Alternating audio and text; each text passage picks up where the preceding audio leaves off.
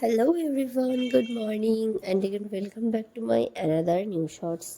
আশা করছি তোমরা ভীষণ ভালো আছো। সেদিন সকালবেলা ঘুম থেকে উঠি প্রচুর কাজ আগের দিন রাত্রেবেলা ভেবে আমি ঘুমিয়েছিলাম যে পরদিন সকালবেলা এই কাজগুলো করতে হবে। কারণ কিছুদিন থেকে ভাবছিলাম কিছু কাজ পেন্ডিং পড়ে আছে, এগুলো সব করতে হবে, কিন্তু করা হচ্ছিল না।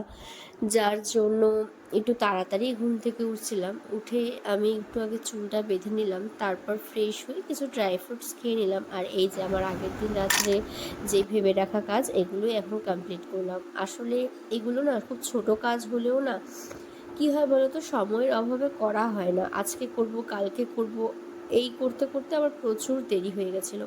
তারপরে এগুলো কমপ্লিট করে একটু চটপট স্নান সেরে ঠাকুর ঘরে কিছুক্ষণ টাইম কাটিয়ে সোজা চলে আসলাম একটু চা বানানোর জন্য।